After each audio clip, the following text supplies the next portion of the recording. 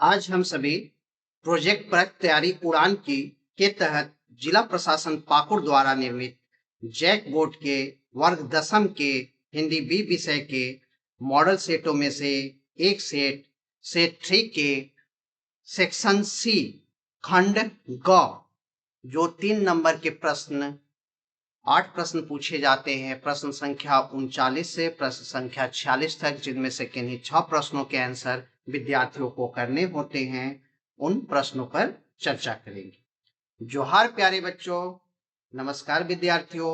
मेरा नाम कैलाशपति नारायण है और मैं पाकुड़ जिला के महेशपुर प्रखंड के अंतर्गत राष्ट्रीयकृत +2 उच्च विद्यालय बिरकिट्टी में हिंदी विषय के अध्यापक के पद पर कार्यरत हूँ। तो आइए बच्चों, हम लोग हिंदी बी के सेट 3 के सेक्शन सी खंड ग जो 3 नंबर के 8 प्रश्न दिए जाते हैं उन पर विचार करते हैं। प्रश्न संख्या 39 जो कि मीरा के पद से लिए गए हैं। मीराबाई श्री कृष्ण को पाने के लिए क्या क्या कार्य करने को तैयार है? तो मीराबाई अपने आराध्य देव श्री कृष्ण को पाने के लिए अनेकों कार्य करने के लिए तैयार है। वह सेवक बनकर उनकी सेवा कर उनके साथ रहना चाहती हैं। मीराबाई की इच्छा है कि वो दासी के रूप में वृंदावन के जो आराध्य हैं उनकी सेवा वो कर सकें दासी के तौर पर। तो वो सेवक बनकर उनकी सेवा, आराध्य देव कृष्ण की सेवा उनके साथ रह करके करना चाहती हैं। सेवक बनकर के उनकी सेवा कर उनके साथ रहना चाहती हैं। मीराबाई की ऐसी इच्छा है कि वो 24 घंटे अपने आराध्य देव कृष्ण के सामीप्य में रहें। तो उनके विहार करने के लिए, यानी कृष्ण के विहार करने के लिए बाग बगीचे लगाना चाहती।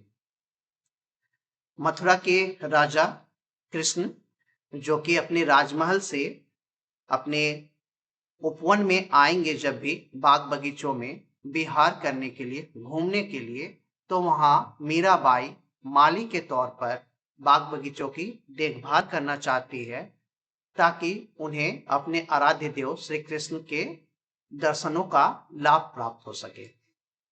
अगला है, वृंदावन की गलियों में उनकी लीलाओं का गुणगान करना चाहती है। कृष्ण का बचपन वृंदावन के गलियों में गुजरा था, तो वृंदावन की उन गलियों के प्रति अपना प्रेम भाव दर्शाने के लिए, अपने आराध्य कृष्ण के प्रति अपना प्रेम भाव अभिव्यक्त करने के लिए मीराबाई वृंदावन की गलियों में उनकी लीलाओं का गुणगान करना चाहती हैं। अपने आराध्य देव श्री कृष्ण के लीलाओं का, जो भी बचपन में उन्होंने व्यवहार किया, आचरण किया, वृंदावन में गौए चराने जाया करते थे, तो वो सारी लीलाएं का गुणगान वो करना चाहती है। ऊंचे ऊंचे महलों में खिड़कियां बनवाना चाहती है। मथुरा के राजा श्री कृष्ण जो बड़े बड़े ऊंचे ऊंचे महलों में रहा करते हैं, उनमें वो खिड़कियां, झरोखे बनवाना चाहती है ताकि श्री कृष्ण जब भी उन खिड़कियों या झरोकों से बाहर देखें तो वहीं दूर से उनके उपवन बगीचे में खड़ी मीराबाई उनके दर्शन से खुद को कृतार्थ कर सके, ताकि आसानी से कृष्ण के दर्शन पा सके, कर सके मीराबाई। इसलिए श्री कृष्ण को पाने के लिए, उनकी एक झलक को पाने के लिए, उनके दर्शन के प्यास को मिटाने के लिए मीराबाई अनेक कार्य करने को तैयार है, जिसे हम लोगों ने देखा। आइए बच्चों, प्रश्न संख्या 40, मेखलाकार शब्द का क्या अर्थ है? मेखलाकार शब्द का अर्थ करधनी होता है। कमर में पहने जाने वाले एक विशेष तरह के आभूषण को करधनी कहा जाता है। तो कवि ने इस शब्द का प्रयोग यहाँ क्यों किया है?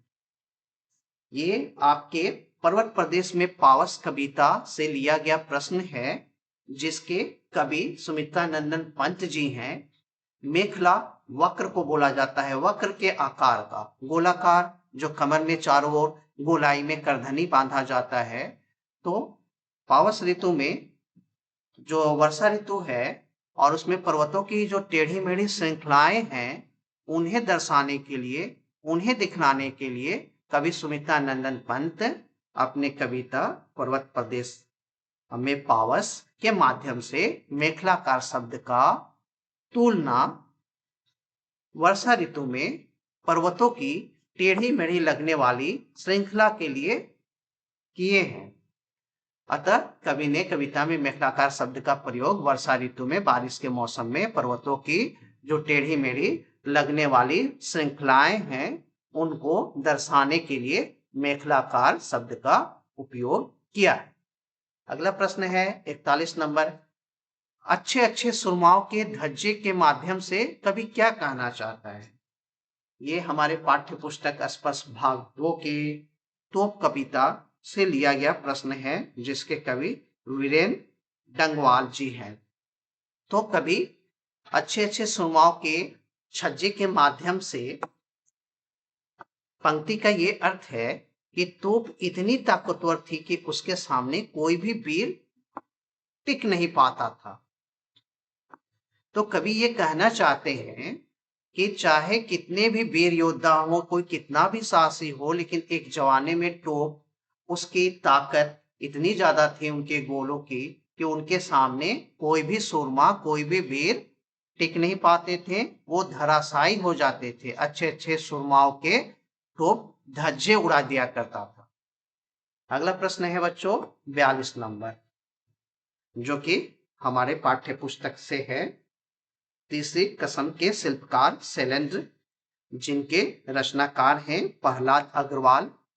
भारतीय फिल्मों में दुख का चित्रण किस प्रकार किया जाता है? ट्रेजेडी। भारतीय फिल्मों में दुख का चित्रण इस तरह किया जाता है कि दर्शकों का भावनात्मक शोषण किया जा सके और उन्हें फिल्म देखने के लिए मजबूर किया जा सके। प्यारे बच्चों, जैसा कि आप जानते हैं कि फिल्मों में जो दुख का चित्रण किया जाता है, दर्शक उन दुख के चित्रण से अपने आप को इतना जोड़ लेते हैं, भावनात्मक रूप से अपनी आत्मा से इस तरह जोड़ लेते हैं कि वो दुख उनका खुद का दुख लगने लगता है, जो फिल्मों में चित्रण किया जाता है जिस दुख का। तो दर्शकों का भावनात्मक शोषण एक तरह से होता है।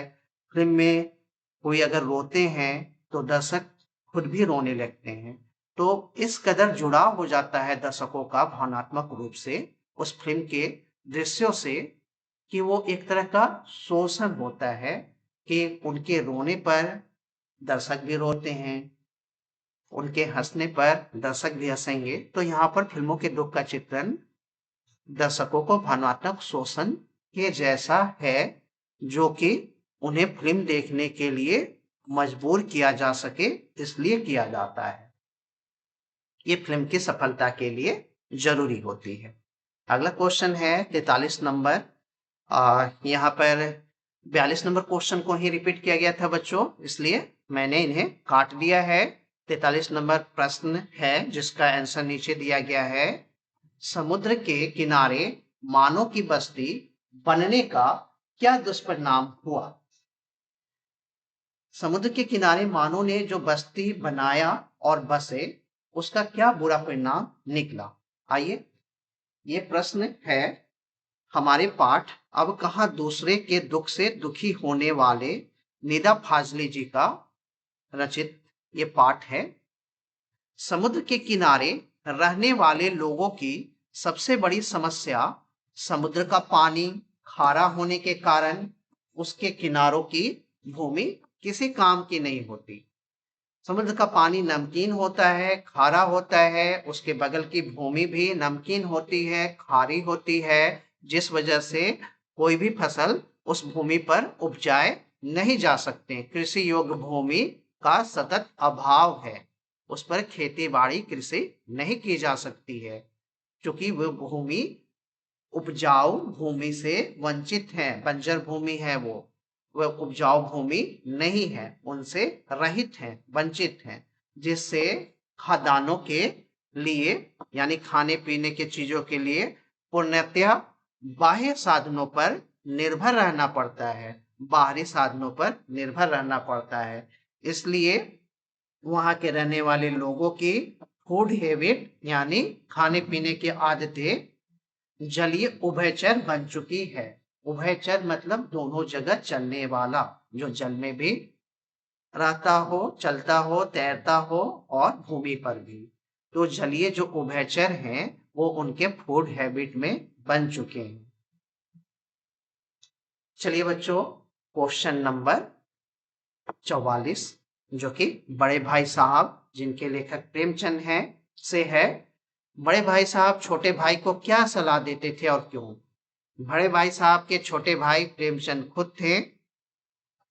बड़े भाई साहब छोटे भाई साहब अर्थात प्रेमचंद को हमेशा पढ़ाई करने के लिए परिश्रम करने की सलाह देते थे। क्यों दिया करते थे?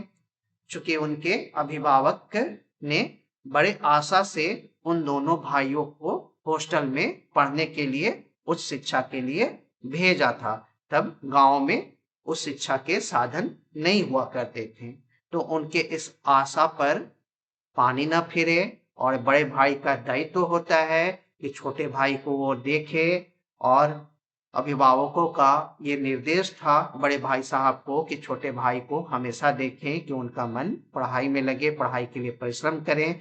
जिस काम के लिए उन्हें बाहर पढ़ने के लिए और हॉस्टल में रहने के लिए, छात्रावास में रहने के लिए भेजा गया है, वो काम वो लोग बखूबी कर सके और अभिभावकों की गाढ़ी मेहनत की कमाई का सफल सदुपयोग पूरा हो सके। इसलिए बड़े भाई साहब अपने छोटे भाई साहब प्रेमचंद को हमेशा पढ़ाई के लिए परिश्रम करने की सलाह देते थे। प्रश्न संख्या 45 जो कि व्याकरण से है, पद और पदबंध में अंतर स्पष्ट करें। तो आइए बच्चों, पहले हम शब्द और पद में अंतर जान लें। तो शब्द और पद में अंतर, वाक्य से अलग अर्थ वाला ध्वनि समूह शब्द कहलाता है। कोई ऐसा ध्वनि समूह जिसका सार्थक अर्थ निकलता हो, ऐसे को हम शब्द कहते हैं। जो किसी वाक्य से जुड़ा ना हो, वाक्य से अलग अर्थ वाला ध्वनि समूह सार्थक ध्वनि समूह ही शब्द कहलाता है। और उसी शब्द को अगर हम वाक्य में प्रयुक्त करें तो वाक्य में प्रयुक्त होने के बाद वही शब्द पद कहलाता है। वाक्य से बाहर शब्द सार्थक ध्वनि समूह जो है वो शब्द है, और वाक्य के अंदर वही सार्थक ध्वनि समूह शब्द पद बन जाता है, पद कहलाता है। जैसे संजय, खाना, जाना आदि शब्द है। लेकिन जब कहते हैं संजय खाता है, ये वाक्य हो गया। संजय को और खाने को हमने वाक्य में प्रयुक्त किया है, तो यहाँ पर संजय और खाता या खाना हमारा शब्द न रह करके पद बन गया। और यही अगर संजय खाना वाक्य से बाहर है तो जाना, आना ये सारे शब्द हो गए। तो वाक्य के सभी शब्द जो होते हैं वो पद कहलाते हैं। प्रश्न संख्या 46 है बच्चों, उपसर्ग और प्रत्यय में अंतर स्पष्ट करें। उपसर्ग शब्द के पहले लगकर दूसरे शब्द का अर्थ बदल देते हैं। उपसर्ग वे होते हैं जो किसी शब्द के आगे या पहले लग करके, प्रारंभ में लग करके उस शब्द के अर्थ को या तो बदल देते हैं या उसमें विशेषता या परिवर्तन ला देते हैं। जबकि प्रत्यय शब्द के अंत में लगकर शब्द का अर्थ बदलता है, परिवर्तन करता है या विशेषता ला देता है। उपसर्ग शब्द के आगे लगते हैं, प्रत्यय शब्द के पीछे लगते हैं। और ऐसे लगने वाले उपसर्ग और प्रत्यय से बनने वाले शब्द के अर्थ या तो बदल जाते हैं या उनके अर्थों में विशेषता आ जाती है। इन दोनों के माध्यम से हम शब्दों के अर्थ को परिवर्तित करते हैं। जैसे कार का मतलब होता है मोटर गाड़ी, और अगर उसमें हम उप लगा दे तो उपकार कहने का मतलब है कि किसी की भलाई करना। यही कार के आगे अगर हम अप उपसर्ग लगाते हैं तो उसका अर्थ ये हो जाएगा कि किसी की बुराई करना। उसी तरह प्रत्यय जैसे बुढ़ा है और उसमें हम या प्रत्यय लगा देते हैं तो वो बुढ़िया हो जाती है, जो कि स्त्री बुजुर्ग महिला का परिचय हमें देती है। तो इस तरह आप लोगों ने देखा बच्चों कि उपसर्ग के आगे शब्द लगने पर उनके अर्थ में परिवर्तन हो जाता है, और प्रत्यय के अंत में शब्द लगने पर, शब्दांश लगने पर शब्दों का अंश जिसका कोई अपना या का कोई अर्थ नहीं है, लेकिन बूढ़ा शब्द का अर्थ है कि पुरुष बुजुर्ग व्यक्ति है, उसमें या अगर शब्द लगा दिया जाए तो महिला बुजुर्ग महिला हो जाती है। तो इस तरह या जिसका कोई अपना सार्थक अर्थ नहीं है, लग जाने पर, बूढ़े शब्द के आगे लग जाने पर वो पुरुष से महिला बुजुर्ग व्यक्ति का द्योतक बन जाता है। तो इस तरह प्रत्यय किसी शब्द के अंत में लग करके उसमें विशेषता ला देता है उन शब्दों में। प्यारे बच्चों, प्रश्न संख्या 39 से 46 जो कि आपके सेक्शन सी खंड ग के अंतर्गत परीक्षा में 3 नंबर के प्रश्न आते हैं। 8 प्रश्न, जिनमें से किन्हीं 6 प्रश्नों का आंसर आपको करना होता है। मैं आशा करता हूं कि इन प्रश्नोत्तर पर विचार करने के उपरांत आपकी जितनी भी जिज्ञासाएं होंगी, प्रश्न रहे होंगे, वो शांत हुए होंगे।